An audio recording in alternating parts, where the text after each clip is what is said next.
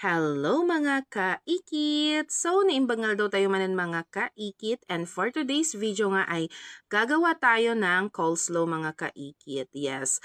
At ang recipe ito ay nakita ko lang siya sa Black App as usual mga kaikit at ang pinaka-basic, pinaka-easy na coleslaw na ating gagawin and of course, meron din tayong idadagdag dyan. Yes mga kaikit. So, dinagdag ko lang ang cucumber mga kaikit and then instead of white onions pala mga kaikit. White onions? Nang gulo. Red onions ay white onions ang ginamit ko mga kaikit. Wala din tayong lemon so ang ginamit din namin ay calamansi. Alternative ba mga kaikit? And then, mayonnaise dapat siya mga kaikit pero wala din. Kaya all-purpose dressing na lang ang ginamit natin. So let's start sa paggawa ng ating sauce mga kaikit. Kailangan natin siya ng mayo. Mayo? Yes. Paminta, tsaka yung kalamansi. Yung kalamansi mga kaikit nasa 3 lang na kalamansi yung ginamit namin mga kaikit. Ma-juicy lang talaga siya. And nilagyan ko na rin siya ng asin, pampananam. Tapos, ano ba yung nilagay ko pa dyan? Yan pa pala mga kaikit. Medyo matamis na. Naglagay pa ako ng asukal, mga kaikit. Pero sakto lang din naman siguro yan, mga kaikit. Kasi natikman ko naman siya. Sakto lang naman siya, mga kaikit, that time. Yes. Depende na lang sa paglalagay nyo ng flavor, ng lasa, kung gaano katamis, kaalat, and so on, mga kaikit.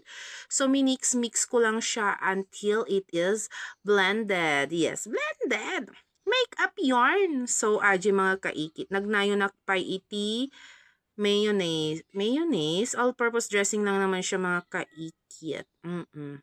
So, medyo matagal tong video na to pala, no? Ang tagal din. Hindi siya naka-fast forward. But anyways, go na latan mga kaikit.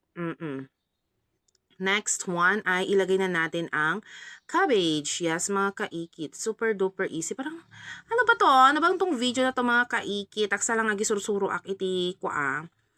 Ito kasi nagluto mo yung mata nagluto, di ba mga kaikit? Pag halu-haluin lang natin yan. Yes, mga kaikit. Sadyang matagal lang ang ating pag-video. So, kapag matagal ang pag-video, matagal din ang pag-voice over. Bakit hindi ko siya finast forward? Hindi ko din alam mga kaikit. But anyways, I hope you are enjoying this habang nagvo-voice over ako. Ayan. So, dyan naman, white onions. Nagado pa yung white onions na bulukan mga kaikit. So, tinarami ni inang kugayam, by the way, ay ano na siya, niref niya na lang. So, aji lang mga kaikit. So good. So good. So far, so good. Ganon, mga kaikit. And that's all for today, mga kaikit. May share ko lang kanyayo. Bye!